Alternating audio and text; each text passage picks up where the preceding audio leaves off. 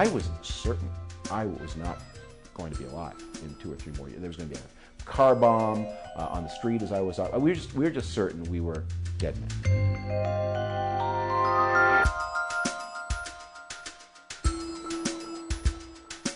Conservative writer David Frum was once best known as the guy who wrote the famous George W. Bush phrase, axis of evil, even though that's not exactly what he did write.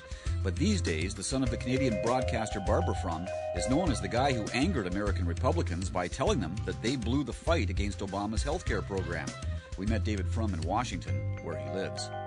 David, I wanted to start by asking you about your childhood, because as every Canadian knows, your mom was a very well-known Yes. and very forceful personality in Canadian journalism. What was it like growing up in that household? It was definitely a high-pressure environment. And I think that was so for 2 reasons.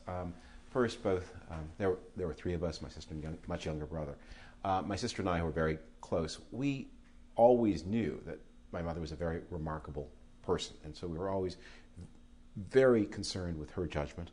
Also that of my father, who was and is a very remarkable person. So we had a household that was a very adult-centric household, and where my mother's thoughts, my father's thoughts and opinions mattered a great deal. Behind that was the fact of her illness, which we did not discover until we were in our adolescent years. But we were conscious of it, that she had a very sad view of life. And a lot of that sadness that we didn't understand as younger adolescents, but that we felt. She was diagnosed in 1974 when I was 14. I discovered the truth about the illness when I was about 17. And she then lived for almost 20 more years. That was something that we just felt. And she communicated a sense of the preciousness of everything, of the raspberry on your plate, of the view, of the sunset, of the dawn. Everybody says you should appreciate these things as if they were your last, but yes. In my mother's case, they really were. She always had that thought. She was 37 when she was told she had 2 years to live. She got 2 years to live 10 more times, but she was never told she had 20 years to live. Yeah. So what does that do to you as a young man then? How does that affect your outlook on life? Does it mean you're a man who is not without a large degree of self-confidence? Is that from those years? Is that what you got out of that? I think I did. I got it both from my mother and from my father, and from another remarkable person in my life, my mother's mother, Florence Rossberg, who died. She at a great age, almost 92. They were people who lived the life of the mind. They taught us how to read books. They taught my sister and me how to understand what is good and what is bad. And so that knowledge can destroy false confidence, but it also destroys false humility. I mean, it also means that you know if you're doing good work, you're able to know that you are indeed doing good work. We had a lot of intellectual disagreements when I was growing up. Some of them I was sometimes right about. I remember a very fierce argument in about 1977 or 78. I had just discovered the science of economics, and I was so excited about it. My mother was still kind of, in those days, holding on to the John Kenneth Galbraith's theory about big monopolies. And she said to me very scornfully, it's just completely naive to think that a company like General Motors can go bankrupt. And I said, not only can it go bankrupt, it will go bankrupt, and we'll live to see it. Now let me get this straight. You were 17 at the time. Yeah. Okay. I said, well, this is the sort of the part of the story, and we'll live to see it. This was just before I knew she was sick. Right. But had she had normal health, yes. she would have lived to see it. Yeah, amazing. I had read somewhere, or somebody told me somewhere, that at one point in your teenage years, you actually did some campaigning work for a New Democratic candidate. Is that true? That's certainly true. In the provincial election of 1975, Janusz Stuxta was his name, and he's still a very active personality in Toronto. I don't think I was, especially at that point, I had a strong political sense or partisan sense, but I wanted to work on a campaign. I've always loved campaigns, and that was the first one I ever worked on. And although my mother was not a conservative, she also didn't like the left either. And so to equip me for this experience, I had to do a long journey. He was running in southwest Toronto, and we lived in the northeast, so it was a 45-minute ride on bus, subway and trolley to the headquarters, she gave me, they just released in paperback, the English translation of the Gulag Archipelago. So that was my reading to and from. And you're what age at this point? I would have been 15. 15. And you're reading Solzhenitsyn. Yeah, and that inoculated me against anything I was going to hear at local NDP headquarters. Okay, all right. So your conservatism sprang from your years at university in the States? Where did it begin? Well, I get asked this question a lot because people want to get a bead on my parents' thinking. And it took me a long time to come up with an answer, and I'm going to quote somebody. There's a fantastic biography of John Maynard Keynes by Robert Skidelsky, and he ends one of the volumes, I forget which one, by saying, it's a great mistake to think that people are only products of their backgrounds. They are also products of their times. Mm-hmm. So I grew up in those years of social disorder of the 1970s, in the years of the inflation. And a lot of the inflation informs, we were a business family, my father was interest rates and things like that were very important to him. We were formed by that experience of inflation. And then the disorder. And so there's nothing very remarkable about my political outlook, because when you talk to people who came of age between about 1978 and 1984, you'll see that we are much more likely to be market-oriented, much more likely to lean conservative than people who are older than us and younger than us. And that's true in whatever house you grew up. Yeah, I think that's true. All right, let's talk about your years at the White House. As I mentioned to you before we started this, I read your last couple of books, and the George Bush book I quite liked. I think that your style of writing in it was very accessible. I think you're... I'll confess I was surprised by this, that you're a pretty funny guy when you were writing. But you told stories in that book that I thought were quite revealing, not just about yourself, but about the whole experience of being in the White House. When you first arrived there as a speechwriter, you were essentially going in to write about economic matters. Is that right? That's right. That was my brief. There was a recession on.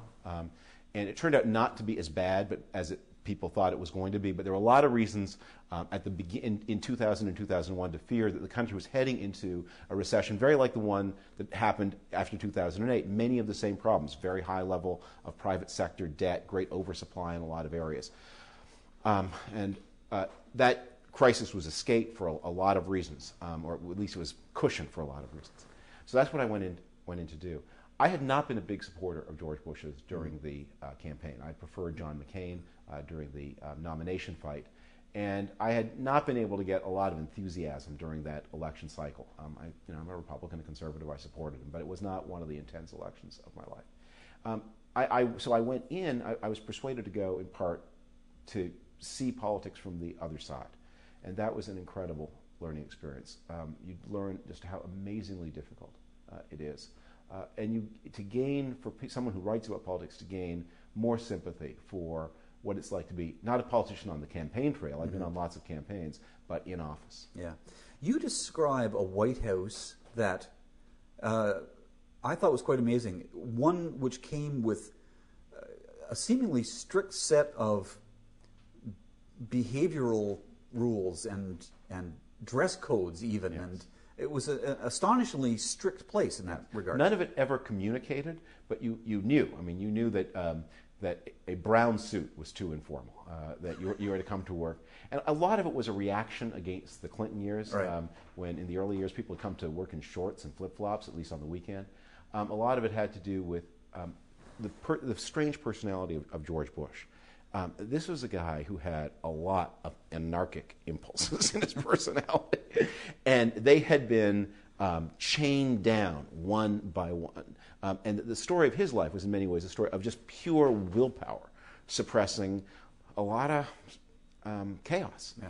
And that communicated itself to all the people around him, that they picked up on his demand for order and control. And it has good points. It had prices. I mean, it was not a very creative White House. It wasn't a very flexible White House. And one of the questions I asked in the book is, what if things went wrong? How would this White House respond? I was worried about that. And indeed, we saw in the second term, when things went wrong, that the White House was not able to respond very well. One more sentence on this. I think White Houses are doomed. I think they all fail, but because it's like designing one of those sailboats for the America's Cup race, that where you're told, there are like 5 dimensions that you want in your yacht, and they're all a trade-off, and more of this means less of that. So you can never have all you want in every direction. So you want to have a White House that is flexible and creative, but you also want it to keep secrets.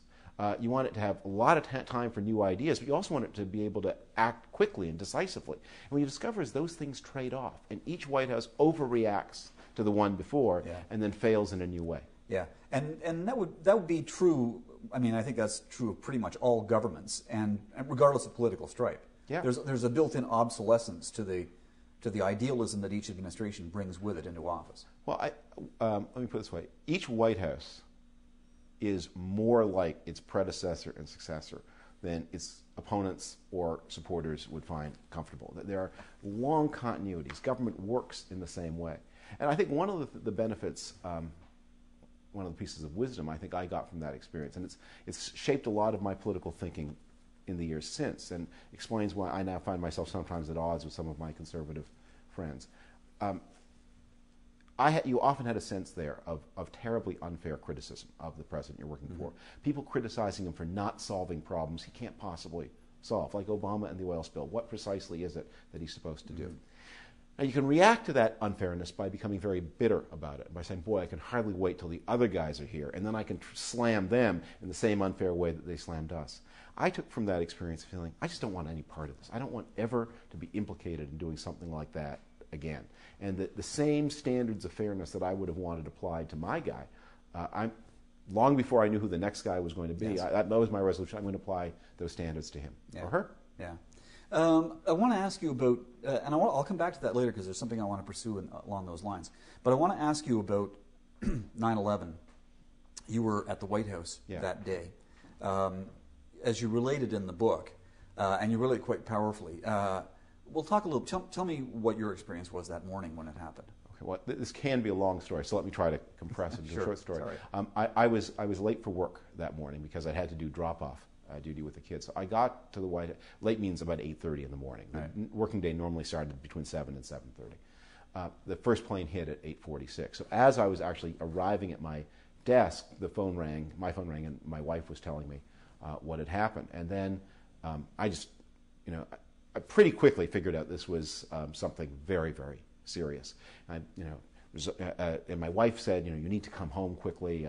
Things are very uncertain. And I said, I'm very adamant. No, I'm staying here. And after that sort of moment of bravado, we were all then forcibly evacuated by the Secret Service. Well, as you say in the book, you wanted to do something. And what do you do? You're a speechwriter. You're going to type with zeal. Exactly. Patriotism. We were all evacuated into Lafayette Square, actually a block north of Lafayette Square. And it was just a scene of total chaos because it turned out the White House disaster plan had been written during the Cold War. And it was written in anticipation of a nuclear decapitation strike. And so the plan was you get the president up in the air in Air Force One, you get anybody whom you can't get up in the air into the bunker deep underneath the White House where there's room for about 12 or 15 people. And everybody else is toast. And everybody else is dead, which is very sad for them, but yes. You don't have to worry about where to put them. But no one, and then no one ever returned to this after the end of the Cold War. And no one had ever anticipated a contingency where the White House was shut down, but everybody who worked in it was alive and unharmed. And so we all milled around all that for much of that morning.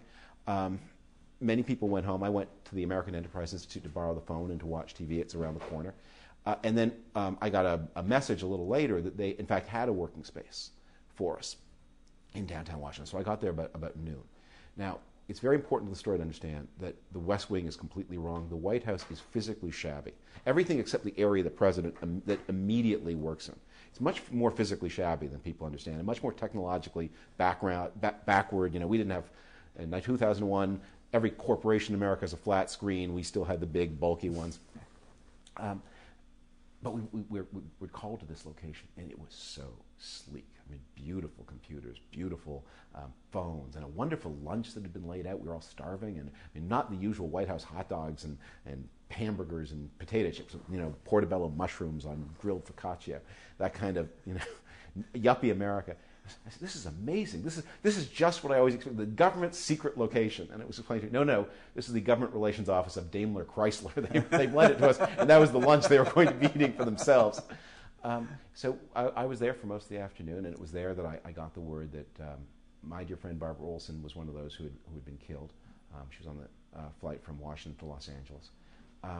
And it was like a war zone. I mean, you came out of there, downtown was taped off. And this is the thing that I think that people need to bear in mind now. Everybody was certain there was more to come. Mm-hmm.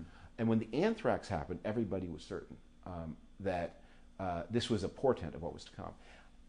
It sounds kind of overdramatic to say it now. I was certain I was not going to be alive in 2 or 3 more years. There was going to be a car bomb on the street as I was out. We were just certain we were dead men. Yeah. And that, I think, framed a lot of what came out of that admission. And I think everybody shared that feeling that we were dead men. We were on borrowed time. You write in the book too, and I thought this was interesting. My sense was that there was, because of that act and because of what happened here in Washington, the plane that hit the Pentagon, what could have been the plane that hit the White House where you were, the one that went down in Pennsylvania, you had this welling of patriotism for this country. You write in the book that this was, suddenly you thought, this is my city, Washington, the city we're sitting in now. This is my city. This is my war. Yeah. Did you become an American at that moment? I put it in the papers, but actually in the classic demonstration of what happens with American bureaucracy, they were promptly lost. Yeah. So it was like 5 years later or something, so right? I was naturalized till 2007. But there has been a disconnect in some ways in the feelings about this war between Washington and the rest of the country. I often travel around and I'll hear people say, well, this war is happening on television.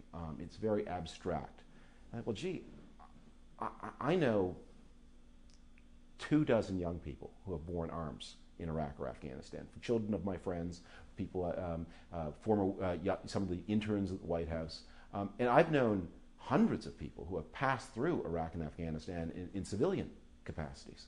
And I've been to both places. I mean, here it feels very personal. And that may be kind of a disconnect, and that may have been a part of the disconnect that happened between the Bush administration and the country, is it remained a very real and intense thing. Seasoned, I think, a little bit by the shame we felt for what had happened on 9/11. I mean, that it could have been prevented. The Bush administration, I think everyone knew that. And although you would deny it passionately, that knowledge preyed on you, that had things been done a little differently, it could have been prevented. And then there was the shame of the evacuation. I think I quote in the book, I quip in the book that one of the T-shirts that became very popular to see was after 9/11 was picture of the American flag on the T-shirt with the phrase, "These colors don't run." But of course, we all did. Mm-hmm. I have to ask you about the Axis of Evil speech, though I don't want to get into why you wrote it or anything. What I'd like you to talk about is the fallout from it.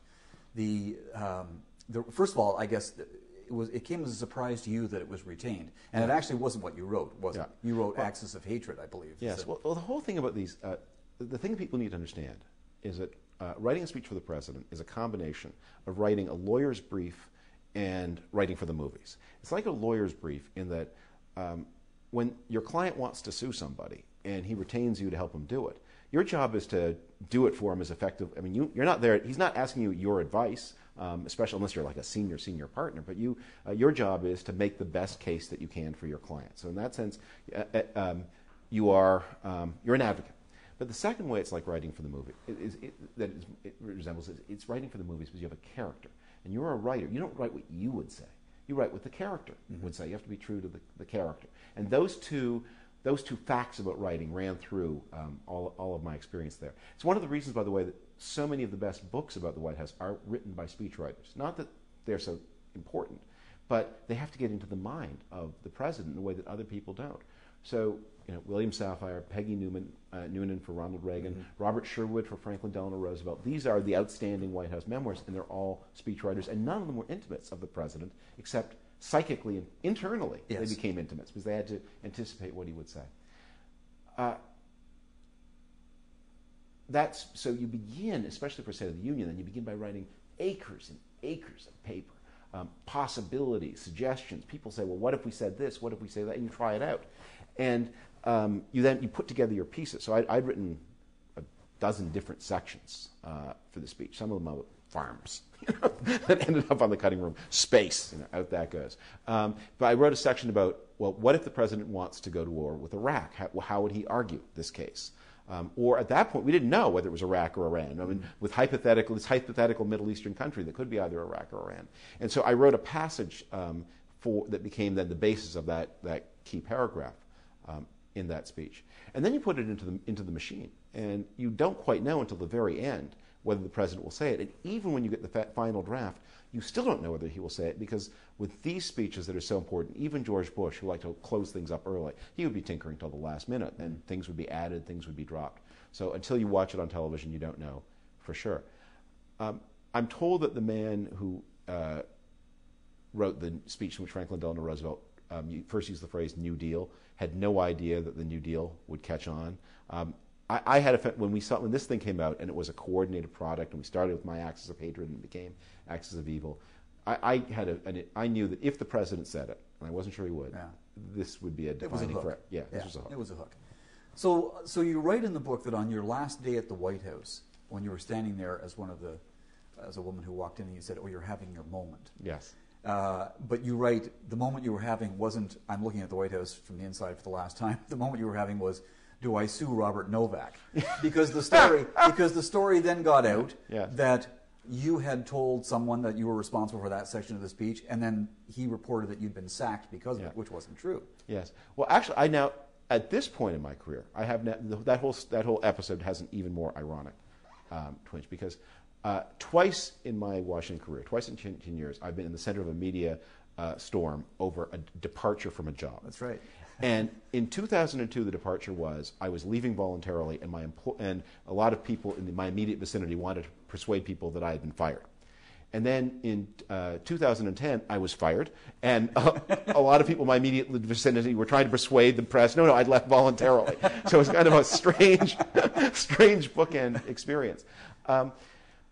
In that case, it was just Robert Novak, late journalist, very effective journalist, but one of his rules was he had no friends and no enemies. He knew two kinds of people: sources and targets. And I was one of the few people in the Bush administration foolish enough to have taken literally the injunction, "Don't talk to journalists." So although I'd had a pre-existing social relationship with Novak and went to lunch with him, splitting the bill, I wouldn't talk to him, and that made me a target. Yeah. And so on departure day, that he exacted his punishment. He went on CNN at 5 o'clock, and just as I'm packing up my box, he goes and says he's heard this rumor, and he caveated it in such a way that no one could say he was a liar, but he had heard this, and I was this is as I was packing up my stuff, and I think the joke I tell in the book about it was I went to the press office to complain and said, "You people have to put out a statement. This makes me look really bad." And the Ari Fleischer had already left, but his deputy that day said, "Well, actually, you don't understand. It makes the president look bad because it makes the president look petty." And she said, "You're not even out of the building, and you're already thinking like a civilian." Thinking about you, not the president. In our last couple of minutes, I want to ask you about, because you made a reference to a couple times now to this, your latest firing from the American Enterprise Institute, and because of the remarks that you made about how the Republicans dealt with the healthcare issue, which I guess shouldn't have come as too much of a surprise to anybody, because in your book Comeback, basically you said all more or less the same things about them. Nonetheless, there you go. But I wanted to ask you what you think, as you still have Canadian citizenship, I'm assuming, as well as American, so you have sort of dual.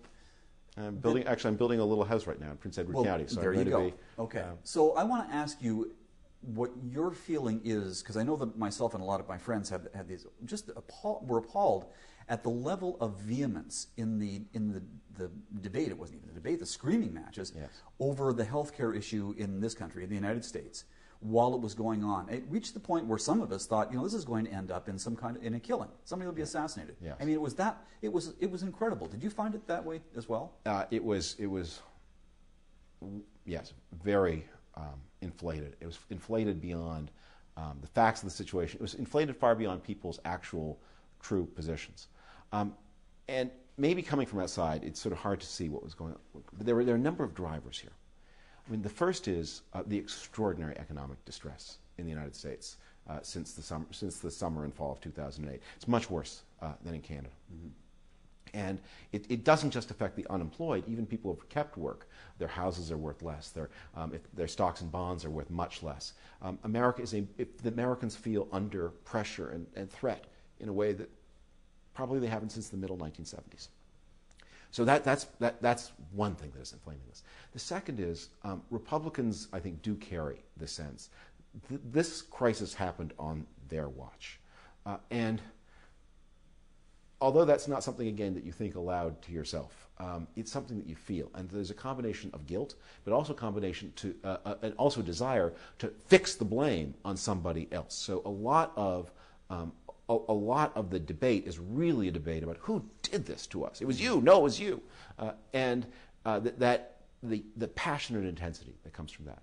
It's also true that the months since President Obama's election have been very plastic, shapeable moments. The United States really could take a very different path from the path it's been on in the past quarter century. So there's a lot at stake, and temperatures ran really high. I thought basically a lot of people in my party had lost their mind because first, getting healthcare costs under control is absolutely essential to the future economic success of the United States. Americans spend 60% more than anybody else for healthcare. They don't get any better results for it or anything you can measure. Just to put it in this context, if Americans spent per person the same amount as the runner-up country, Switzerland, does, that would be the equivalent of getting the entire United States defense budget for free. You pick up 4.5 points of GDP, bang. So it's a pressing problem, and it also impedes a lot of things that Republicans want to do. I mean, it's hard to imagine, because these costs are growing very rapidly, how you'll ever have tax cuts again, how you will sustain a military budget. So there were points of commonality here.